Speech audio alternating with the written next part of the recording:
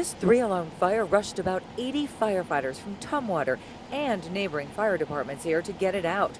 The flames raged on for more than 4 hours.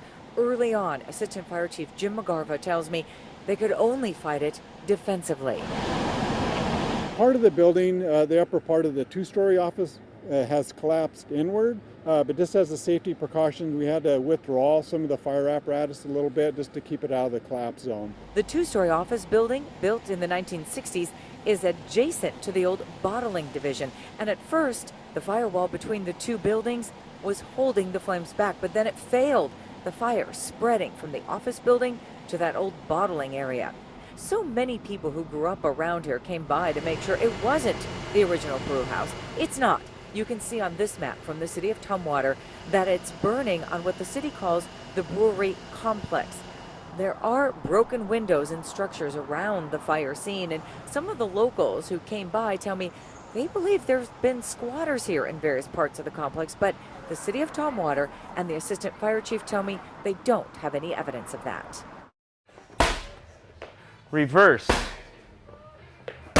Physical therapist Nate KOMO sees 68-year-old Andy Shepard several times a week. His heart needs to be pumping, fingers wide as you come through. After really pushing Andy through a tough workout, Give me 3 more. Nate moves on to his next task. So we go down and come up. Go down, come up. This workout, however, leaves Nate alone in the gym with just his laptop. It's being live streamed around the globe.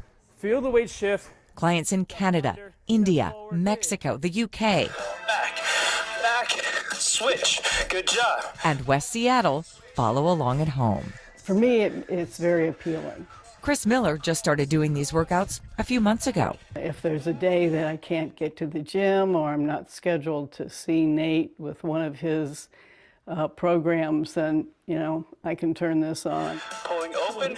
These intense workout sessions really can benefit anyone, but Andy and Chris do them specifically to fight the progression of their Parkinson's disease. And you're done. You have to remain really active because Parkinson's is working to keep you stiff and rigid. Find your balance. This is why Nate uses his training as a neurologic specialist to carefully choreograph each one of these workouts, focusing on the size of the movement, engaging the whole body along with the brain for better cognitive function.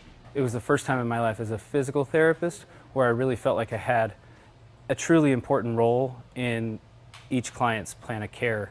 Nate tells me Parkinson's patients really do need a daily dose of exercise to keep their disease from progressing. Breathe it out. Andy says daily exercise has been shown to decrease falls. Down again.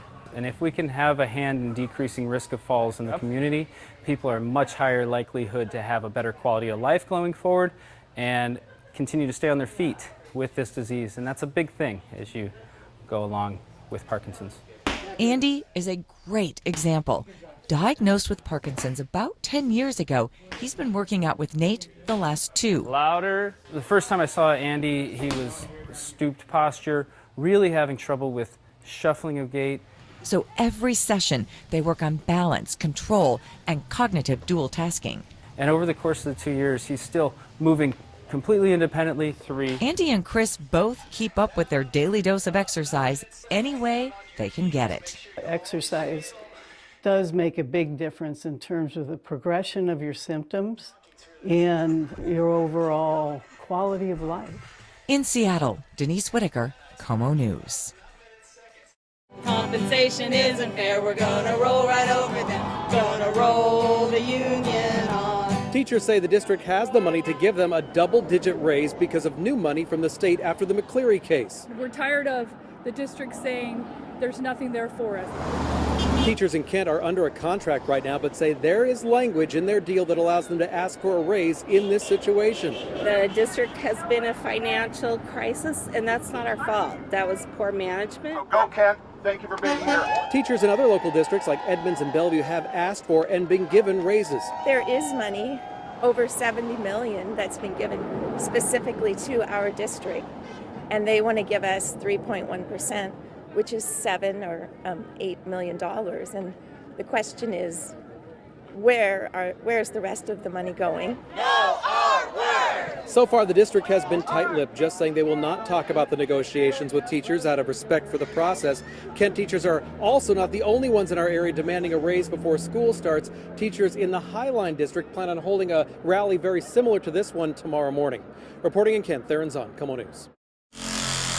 Walking the planks of Jensen Motorboat Company is a walk through maritime history. Our specialty is wood boats. For decades, this crew cared for the best. And this is a Blanchard that was built in the 50s. This was built in New York in the 53, I think, and this is a Ferrari right here. For the most part, all these boats, they can last forever if you take care of them. But business, even in a waterfront city like Seattle, is harder to keep afloat. Vic Franks is gone, Frank Prothero is gone, Doc Freeman's is gone, Daly's is gone. Now Jensen joins the list. I was in shock.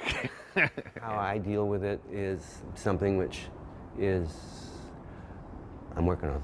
The Jensen family was already known for master shipbuilding in Denmark when they opened the Portage Bay shop 92 years ago.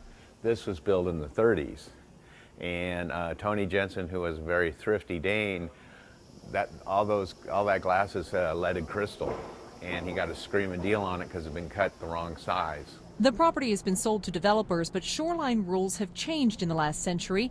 Nothing can be built out into the lake anymore. If the covered marina is torn down, it cannot be replaced. I mean, they can remodel it, but they have to keep this building, this footprint. Procter and Evevold are starting a new shop in Ballard. A new generation is following in their footsteps, learning their craft at Seattle community colleges. If you know these skills, you can go anywhere. And that's what I tell all the kids who are interested. You can go anywhere in the world. In Portage Bay, I'm Lee Stoll, KOMO News.